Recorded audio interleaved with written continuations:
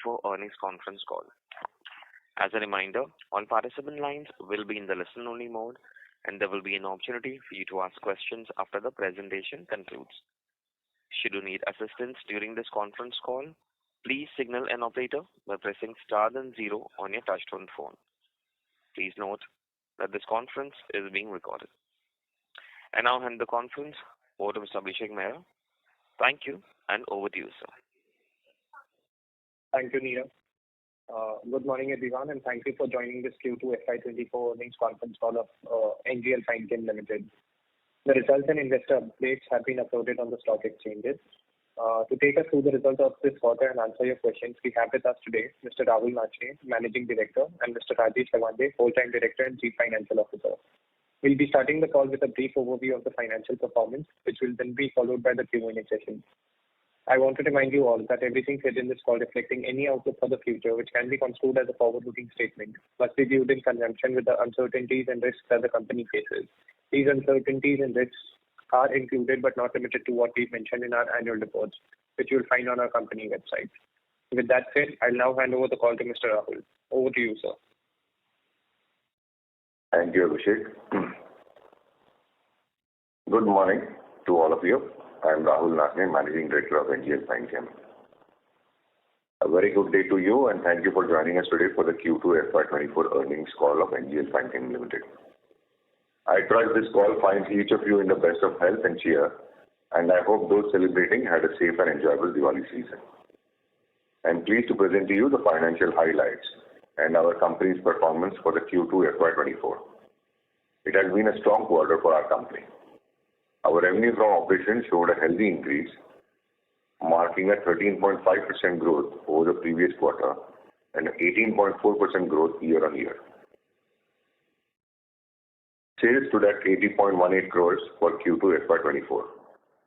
Our EBITDA margin recorded a significant improvement to 13.97 crores, reflecting a close to a 45% increase quarter-on-quarter and about 52% increase year-on-year. This performance positively impacted our EBITDA margins, which now stand at 17%, a 312 basis point improvement over Q1 FY24 and a 347 basis point increase from Q2 FY23. Profit after tax reached 40.48 crores, showcasing a 13% growth since the last quarter and a 124% increase from the same quarter in the previous year. As we delve deeper into the performance of the quarter, it is evident that the strategic decisions made have borne fruit. Our operational performance has been robust, and we have successfully translated it into sustained growth, even amidst economic uncertainties and global headwinds. This growth is especially significant as it comes at a time when the industry-wide average realizations have seen a year-on-year decline. However, we have countered this with substantial volumetric growth, and we anticipate that this momentum should carry forward into the subsequent quarters. Our margins have recorded favorable shift thanks to a significant reduction in raw material costs. This has allowed us to bounce back to our standardized margin levels. Staying put to our prior guidance, we maintain that our business sustainable EBITDA margin profile will persist in the 70 to 22% band.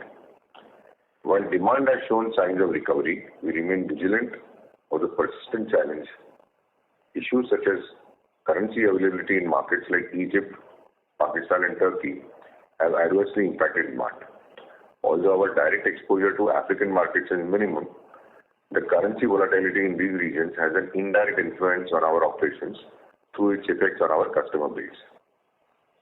Our resilience during these challenging times was bolstered by our broad and diversified API offerings, as well as the ongoing expansion of our portfolio. Our strategic choice not to be overly dependent on any single product, customer, or geography has served us well, as we have seen a resurgence in demand for several of our long-standing products. On the capital expenditure front, we have maintained a measured execution pace. We are waiting for more definitive signs of demand recovery before we expedite our capex initiatives.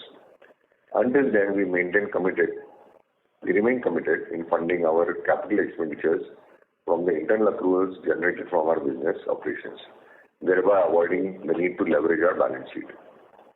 Now, as we look ahead, we do so with cautious optimism.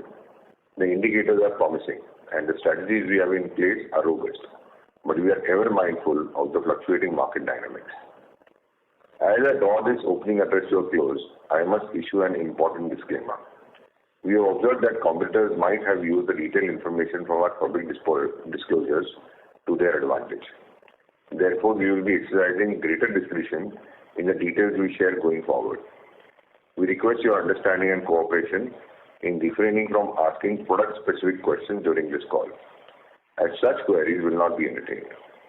This step is crucial to safeguard our strategic interests and maintain our competitive advantage in the marketplace. With that overview, I now open the floor to any questions you may have, keeping in mind the disclaimer I have shared. Thank you. Thank you very much. We'll now begin the question and answer session. Anyone who wishes to ask a question may press star and one on their touchtone telephone. If you wish to remove yourself from the question queue, you may press star and two. Participants are requested to use handsets while asking a question. Ladies and gentlemen, we will wait for a moment while the question queue assembles. Participants, you may press star and one to ask a question.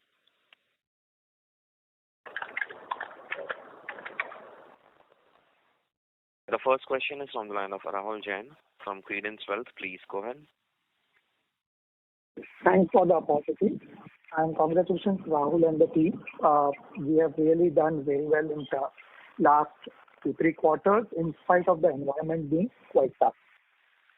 So, Rahul, with regards to your initial comments and your also the press release, first of all, on the gross margin side, we are back to our gross margins, the normalized gross margins of around 50-55%. And I understand from your initial commentary that currently the product prices or the relations are still lower. So, two parts to it. One, is this sustainable going ahead? And also, is this largely due to the raw material price being favorable to us, or is there some product mix change also? That is my first question. Yeah, thanks for your interest and your call. With regard to your first question, whether this is sustainable, well, I would like to just give a cautious sort of a note over here that this is the first quarter where we have seen the recovery coming out well. If you have seen quarter on quarter starting from early this year, that is Q4 of the last financial year, Q1 of this year, and now Q2 of this year, it has slowly been improving. And I am quite optimistic now that our worst part is behind us, and going forward we should be able to look at things with optimism. But I would just like to add a note of caution that there are too many changes now taking place in the geopolitical area. So there is a lot of political uncertainty coming, and this tends to impact business sooner or later. So I would be a little bit cautious probably for another 1 or 2 quarters before I commit how sustainable these margins are. Again, I repeat, I'm cautiously optimistic. And your second question was this because of change in product mix or was it because of the raw material prices? So in this, I have to tell you that it's largely because of the raw material prices coming down. Because there's not been any drastic change in the product mix as such. But chemical prices, which were at a sort of a peak last year, have more or less, fallen down to not probably their pre-COVID levels yet. But they have retraced at least 60-70% of the gains which they had earlier. And with regards to the product prices for us, what is the trend like? The way you mentioned the raw material prices have retraced. So on the product prices side, if you could share some details. Well, on the selling prices also, we have seen a fall in our price realization. and prices have gone down. It varies from product to product, and also depends on the depth of competition for each product. So we have seen products coming down right from 15% going up to almost 40% in terms of selling price. Sure. And sir, with regards to the geography-wise and customers and product-wise, we have been observing for last 2-3 quarters the product concentration as well as the customer concentration for regards to the top 3 has been reducing. So, and also on the geography side. So, is this growth which is coming in now becoming like where you have entered some new markets and those new markets are giving us growth, and at the same time the new customers are giving us the growth? I don't know. Geography-wise, there is like hardly any change actually. It's more or less stable. But what you are saying with regard to product is definitely true. Our product concentration is coming down. So about a year ago, we had almost 75% coming from the top 10 products. Today, our sales, that top 10 product contribute to only about 65% of our sales. So this is because the newer products which we have introduced have started gaining strength, and now it's a much wider basket, and therefore reliability on any particular product is gradually coming down. Last question from the CapEx. You have mentioned that you have gone slow and typically utilized your internal accruals till now and not tried to borrow funds at the time when the demand was not suitable to us. But with the current scenario, the demand improvement is being there. So when do we expect the CapEx being accelerated in terms of the money being spent? And what kind of timelines we can see for the greenfield CapEx to come through? Yeah, I mean, right now, as I said, we are a little cautiously optimistic. We'll probably wait for one more quarter to see how things go before we commit ourselves completely to this. So we will probably take our call early next calendar year. Sure. Thank you, Rahul. Best wishes. Thank you. Participants, you may press star and 1 to ask a question. Next question is from the line of Ankit Gupta from Bamboo Capital Partners. Please go ahead. Thank you for the opportunity and congratulations for a revival that we have seen in this quarter, Rahul and team. On product realization front, Rahul, are we nearing the end of product prices correcting, or you still feel that the correction is left in the market, and your views on price realizations going down further from here? And how much has been the price realization fall on an average across our 25-26 products?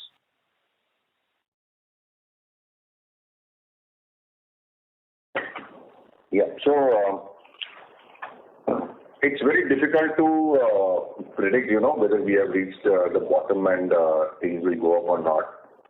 But my personal feeling is we are more or less at the bottom of the bell curve right now. It should definitely go up from where we are right now in terms of realizations and pricing. But as to whether this will happen in the next 6 months or a year, that is, a big question which I cannot answer, frankly. So we have to wait and watch and see how it goes. But I am pretty hopeful we are more or less at the bottom of the bell curve. Sure. And how much has been the fall, let's say, compared to last year? How much has been the fall in prices? And if we compare the prices, current prices with, let's say, pre-COVID prices, are we near that prices or we have fallen below that? As I said, it varies from product to product. There are some products where we have seen a 15% drop in realization. There are some products where we have seen a 40% drop in realization. Okay. So it just varies over a wide margin, and it depends on the depth of competition for each product. Okay. And For some products, have we seen prices below pre-COVID levels also, or it's still higher than pre-COVID for most of the products?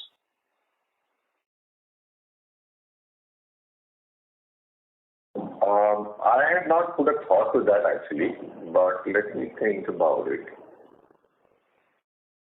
I would say that we are more or less at the pre-COVID levels, yeah. Okay.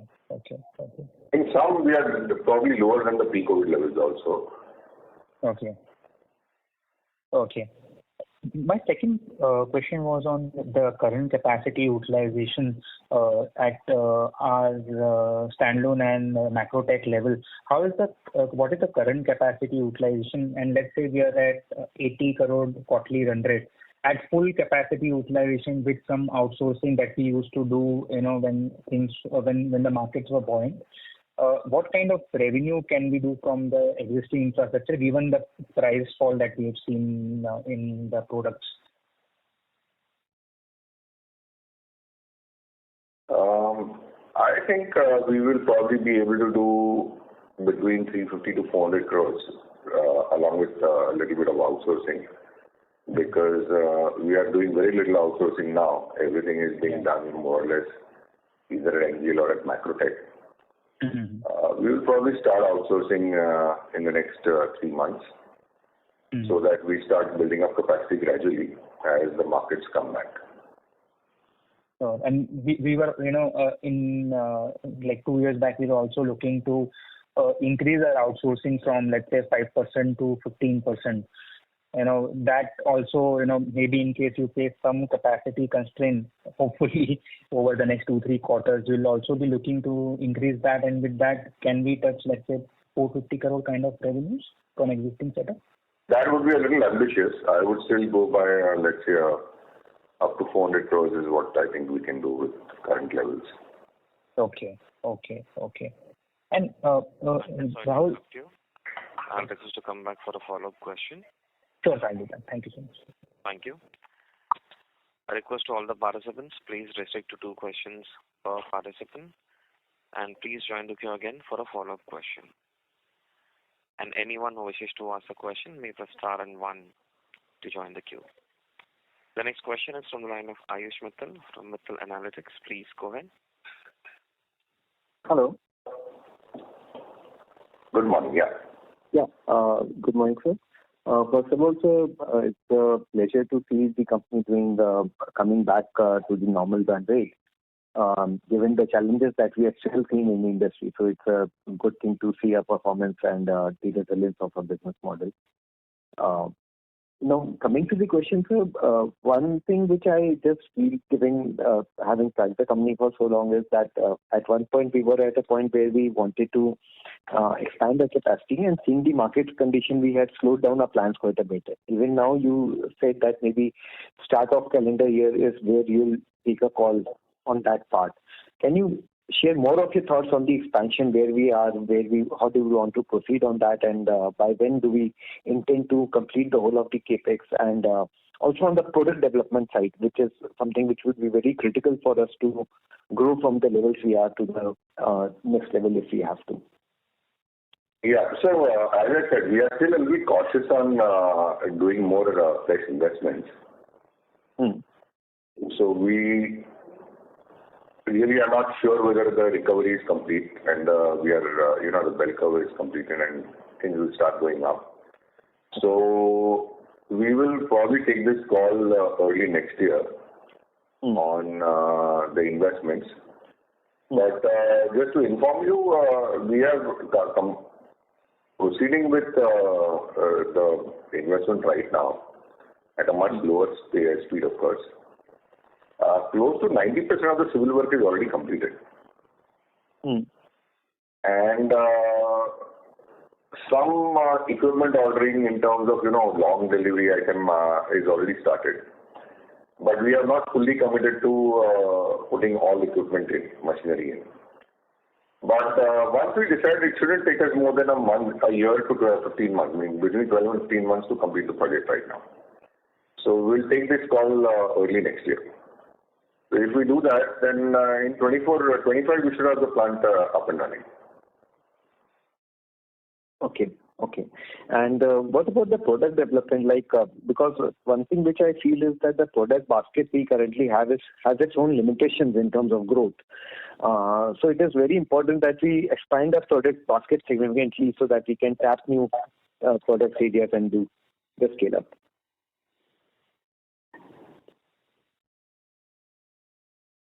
Hello. Product development is going on in a pretty.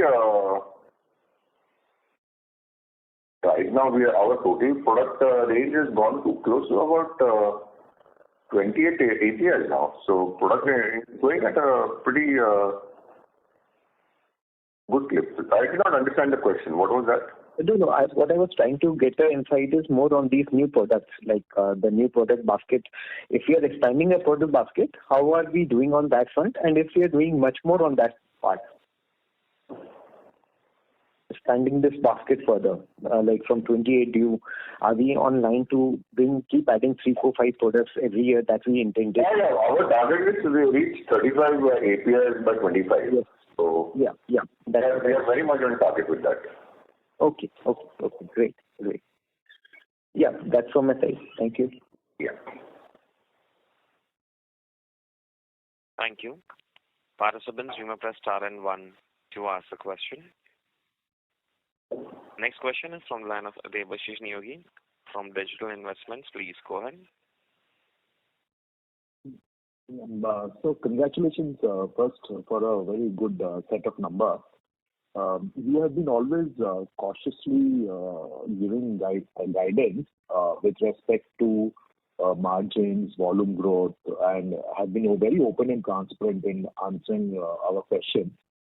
So my question to you, sir, is given that we are the market leaders in the top 5 products and also gaining market share in the next 5, and we also say that we have the chemistry skills. Now, my question to you is that if we have both in this context, we should have pricing power. And you always said that we don't have pricing power, not even 2 rupees, in one of the con call many quarters back. Why is it so, sir?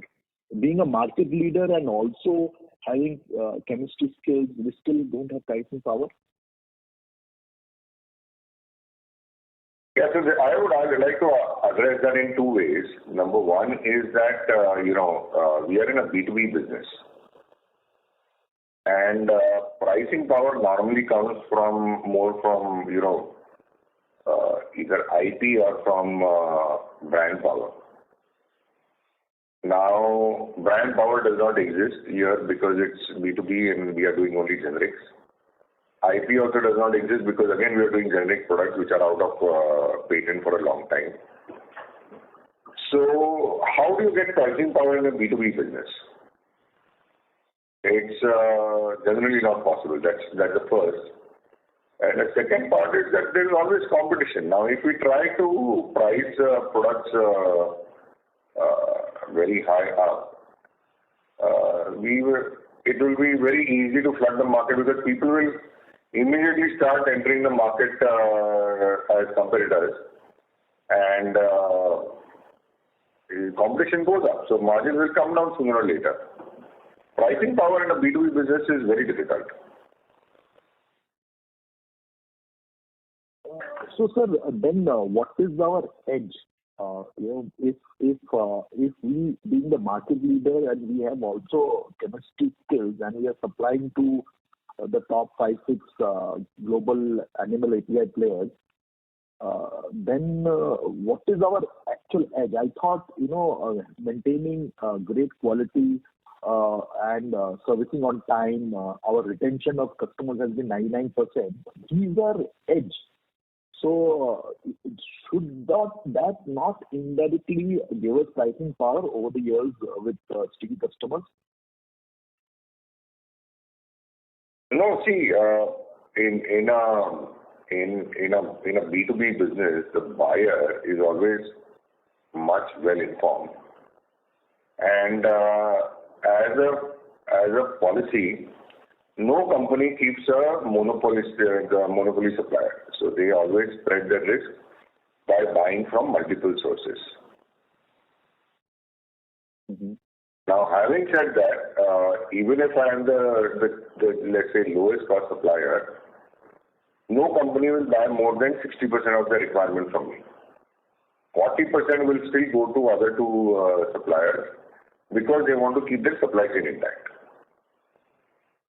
So, pricing power does not work, not in a B2B business.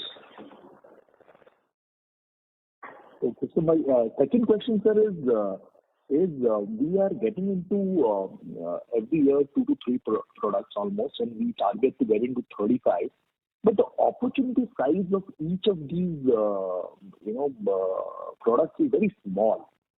So, in the pipeline to 35, do you have anything you need not discuss in detail, like you said in the conference, in the beginning of the conference, about specific strategy of the product itself, but do we have anything in pipeline to the build-up of 35 where the size of that particular product is huge with respect to either the product itself or where you are servicing with respect to geography? Yeah, so we have slightly changed the product strategy. So in addition to some niche products, we are also doing some volume products now. And volume products have got a large potential, but at the same time, these are already existing products with multiple suppliers in place.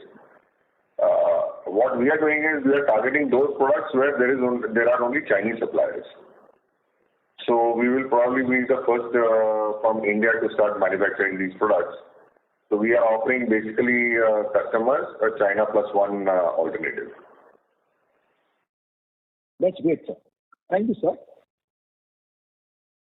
Thank you. Thank you. A reminder to all the participants, you may press star and 1 to ask a question. Next follow-up question is from the line of Ankit Gupta from Bamboo Capital Partners. Please go ahead. Thanks for the opportunity. Sir, in case, earlier we had indicated that for the new greenfield capex, our pilot plant will be ready before the entire the bigger plant comes on stream. So that we will do the validation batches earlier and save on that 3-6 month of stability studies which we require for starting production from the new plant. So let's say if the greenfield capex takes another 12 to 15 months from the time we decide to go ahead with installation of machineries and all. So will the pilot plant come into production earlier than the entire plant gets completed and we save on that 6 months of time? Yeah. The pilot plant is scheduled to start by Q1 FY next year. Okay. So that is expected to start even if we, let's say if we delay the starting of the entire plant. Correct. So that has not been stopped. Pilot plant work is going on right now. Sure.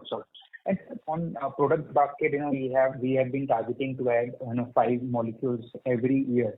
So as you had stated that we have also started looking at higher volume and relatively bigger size of products. So let's say earlier our target molecule size was generally in the range of around 20 to 50 crores.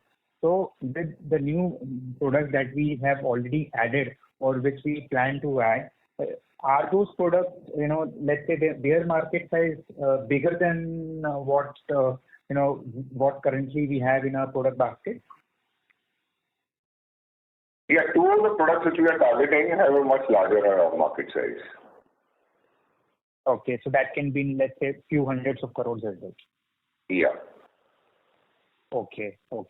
And thirdly, on the geography-wise split, sir, can you tell us some of the geographies which are doing well for us, let's say which have bounced back now and where the demand is good for veterinary products?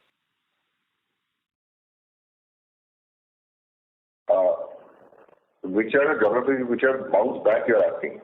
Which are doing well now and demand is back to. Well, basically, East Asia is bouncing back right now. Okay. Okay. And some of the new geographies which we are trying to penetrate and where we have got some success? Yeah, so East Asia is bounced back. Europe is doing well right now. Latin America is doing well. West Asia and Africa is still in trouble. Okay. Primarily because of the currency issues. Because of money problems, yeah. Yeah. Okay. Thank you, Mr. Okay, thank you. Thank you. Next question is from the line of Faisal Hawa from HG Hawa and Company. Please go ahead. So, going forward, that we are going to be in some kind of an expansion almost every year. What is the ROC and ROE that we are targeting, which we will maintain, given that we are a B2B business and as such pricing power will never come to us very easily. So, will we maintain discipline on that? I am unable to, comment on that because we don't give forward guidance on our turnover or on our profits. But as I said, the long-term margins in our business are more like 70 to 22%. So we have just reached the lower level of that margin. We hope to take it to a little higher median going forward.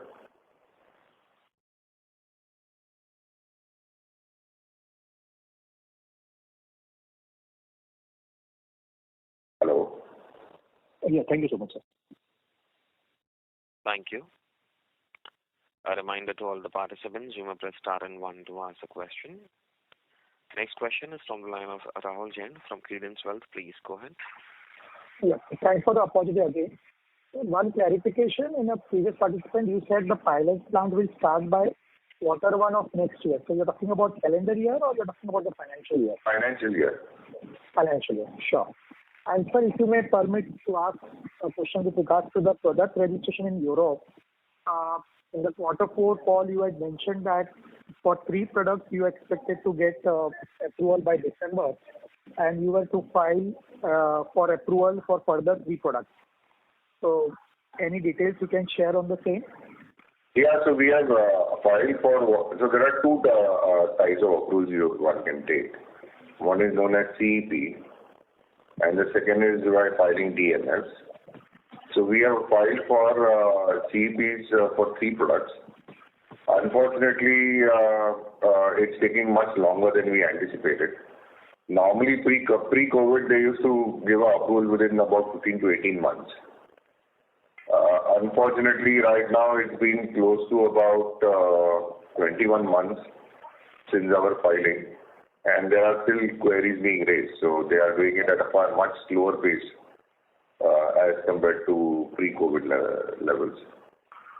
So right now we think it might probably take another 6 months to get the approval. And in addition to that, we have also filed for 5 products. We have filed DMFs in various countries in Europe. So those are also under registration right now. Sure. So this is 3 plus 5, total 8, right? 3 plus 5, correct. Okay. And sir, further on the product side, in the previous March 23 call, we had mentioned that we had gone from, we had added further 2 products, and also we were trying to do validation of further 2 products. So the commercialization of these 4 products has already started. The commercial sales have started.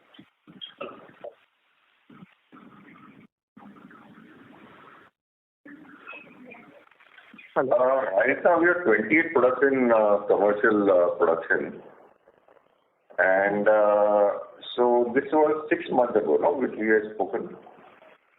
So yeah, they are more or less now in commercial production. Yeah. Sure.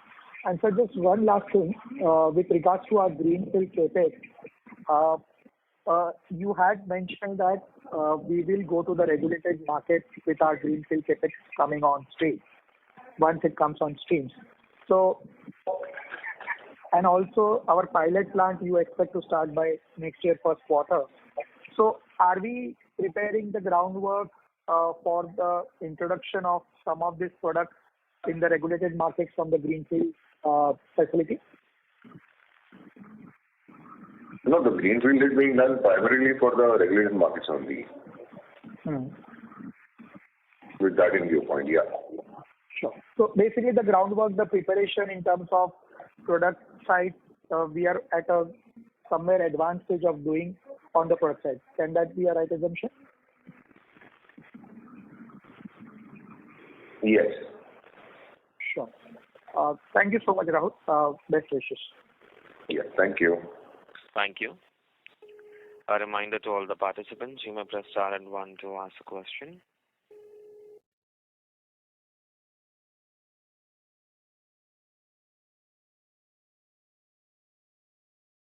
As there are no further questions, I will now hand the conference over to Mr. Rahul Nachane for closing comments. Oh, thank you everyone for participating in this call. If you have any additional questions or wish to engage with us further, please reach out to our investor relations partner, the Investment Lab. Their email address can be found on the back of the investor presentation. We look forward to our next conversation again. Thank you very much. Thank you very much. On behalf of NGL Fine Chem Limited, that concludes this conference. Thank you for joining us. You may now disconnect your lines. Thank you.